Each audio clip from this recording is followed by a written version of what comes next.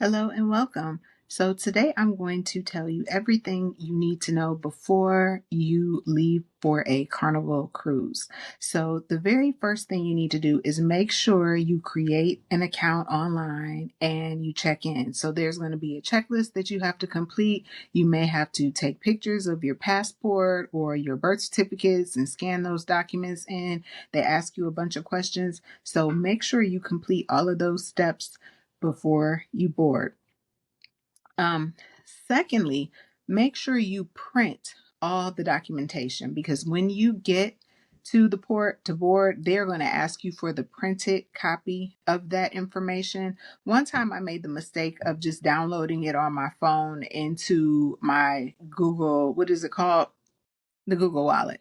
I made the mistake of downloading it to my wallet thinking I could show that to him and that would be good enough. It was not good enough. So I had to step to the side, look in my carry-on and get all of that printed information for them. So your boarding passes, your birth certificate, your passport, all of that needs to be on your person. So it needs to either be in your purse or it needs to be in your carry-on because you need to be able to access it when you board.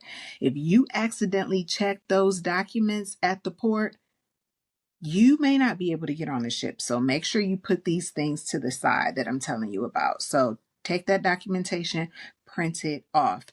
When you print your tickets for your luggage, like before I had these tags, I would just like fold it and staple it to the luggage, and then you give it to the porter or whoever is checking your bags, and then they take them to your room for you. So you only want to check stuff that you're not going to need. So I'm going to tell you some of the things that you might want to leave in your suitcase before um, I'm sorry, the things that you might want to leave in your carry-on and you want to keep with you because it may be a few hours before you get your bags.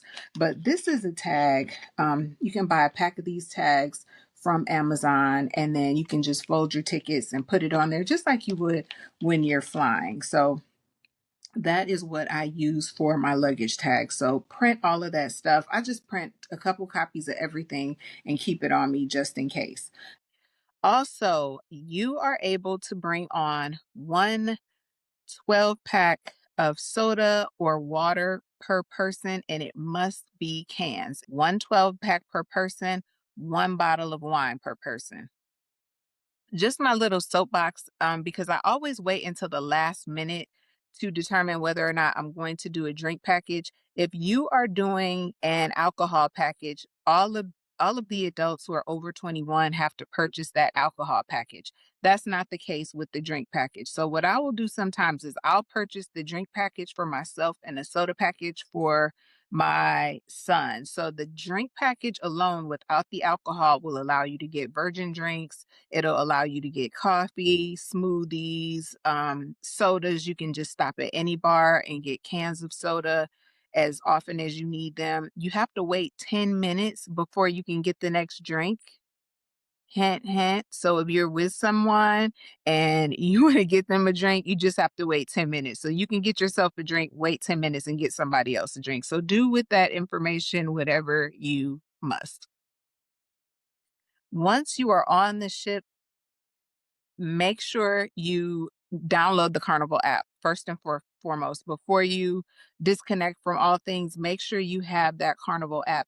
Everything is in that app, the schedule. So if you are a planner and you like to see what's going on every day, you can just click on the day and all of the activities from morning till night will be listed there for you. I mean, if there's bingo, karaoke, trivia, all of that is going to be in the app.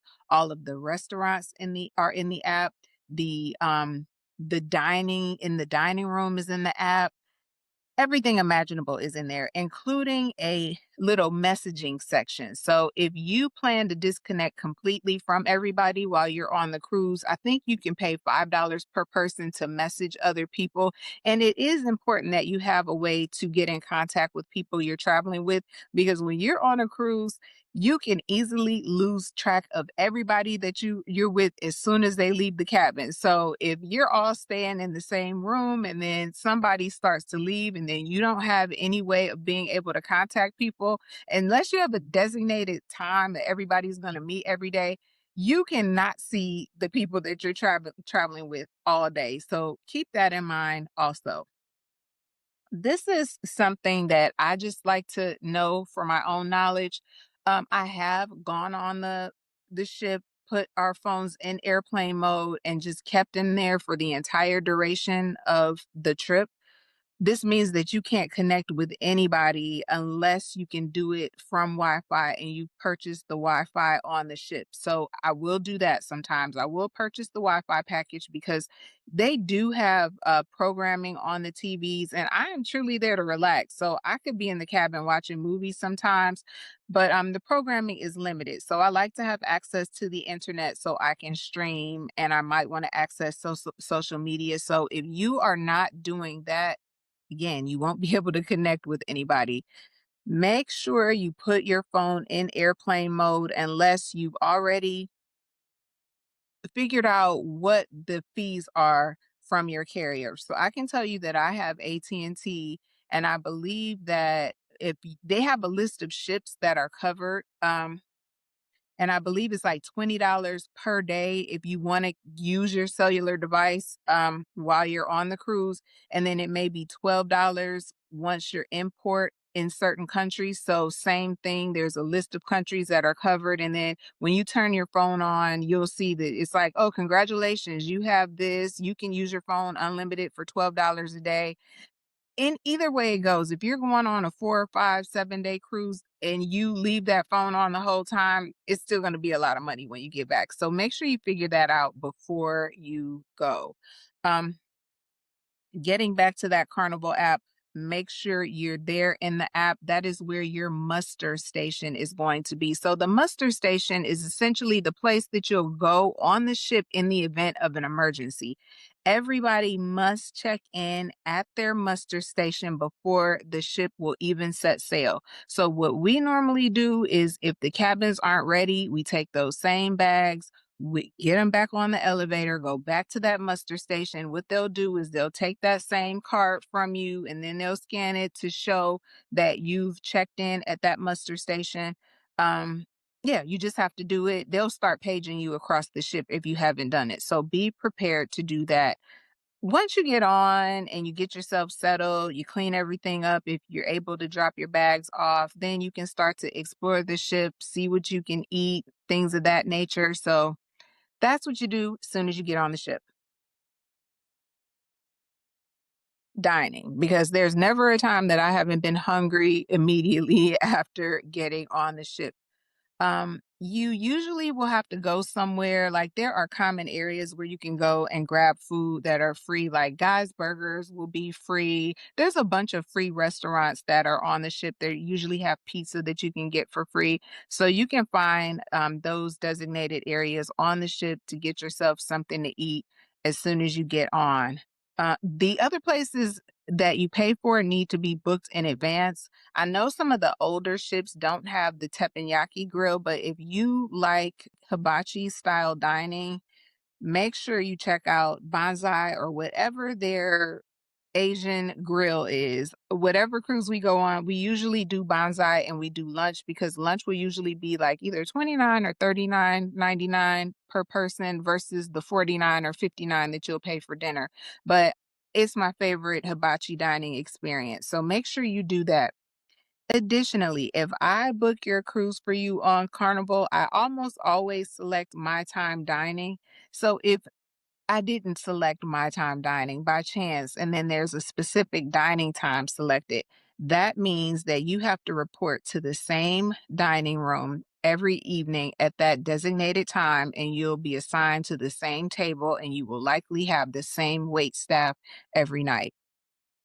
I've been doing My Time lately because I think it's really cool. You do need the app for My Time Dining. The way that it works is you can start dinner from 5:15 until 9. So you can go at any time. You will go to the same dining room every evening, but you will be assigned a different table. Sometimes you'll get the same staff, but that's why I like it because you can just go at any time. So you open up the app, you look and you see where it says My Time, and then all of the people who are traveling with you will be listed there, and you just put check boxes next to everyone who's eating with you. So if somebody says, I'm not coming to dinner this evening, I'm going to get pizza, you don't check their names off. When you check their names off and you click the button, they are going to put you in a queue for a table. And then a few minutes later, you'll get a text or a buzz on your phone that tells you your table is ready. You have 10 minutes to get here. So you know it's going to be at the same dining room every day.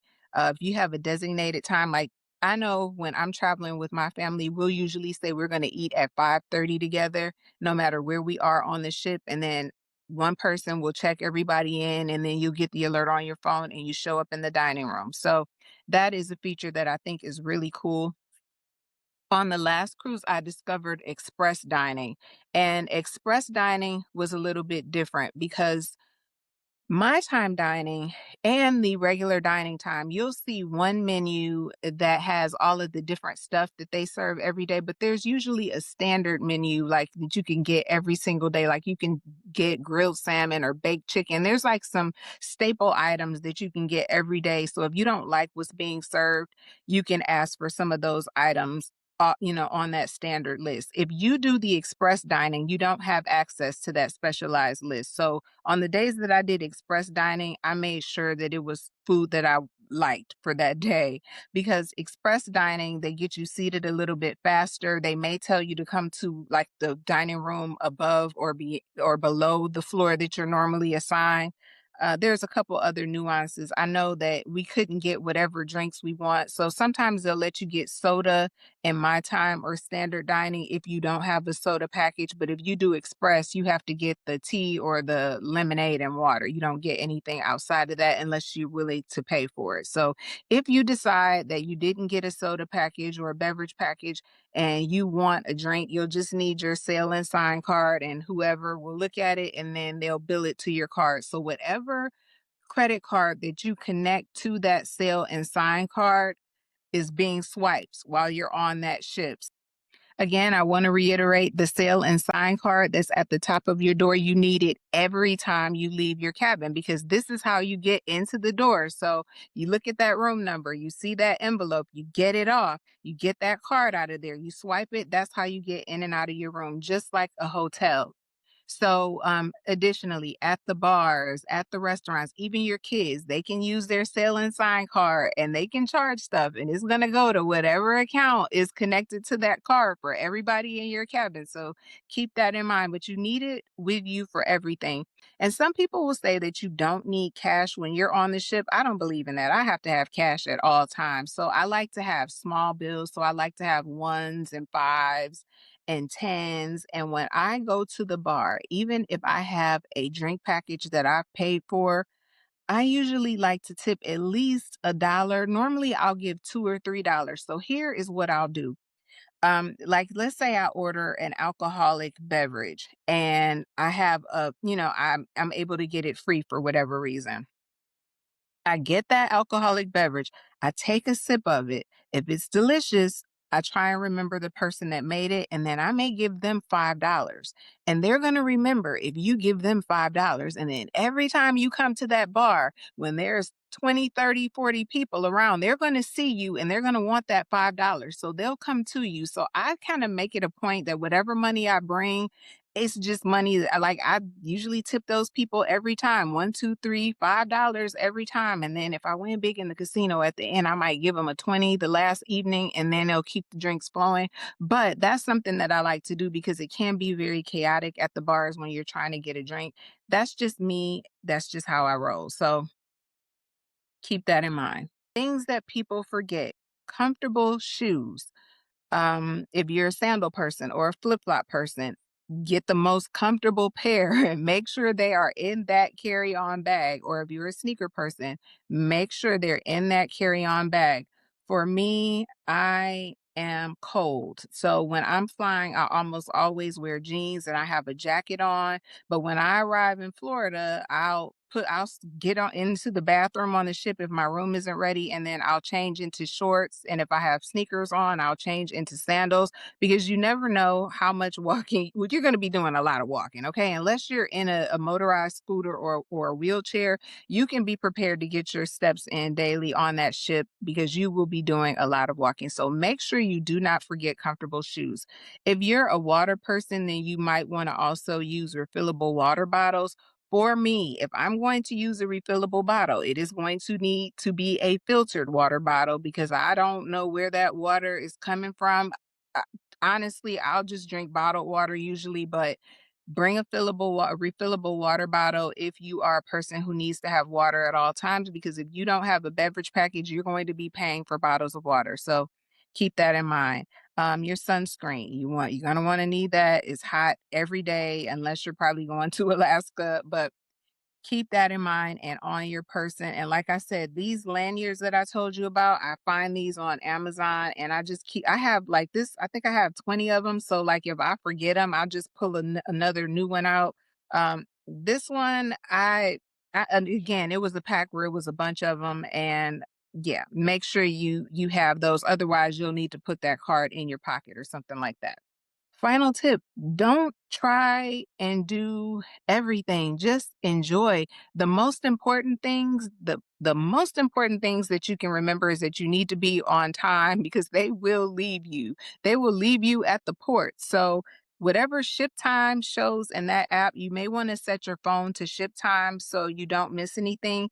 If you're booking excursions, you're new to cruising, book through Carnival. If you book through Carnival, they can't leave you if you're running late. If you just decide I'm going to play it by ear, I'm going to see what I see when I get off the boat and see what vibe I catch. If you do a tour and that person was not through Carnival and they make you late getting back, that ship is going to leave you. So, um I'd say for your first cruise, stay safe, but make sure you set your device to that ship time, and you won't go wrong.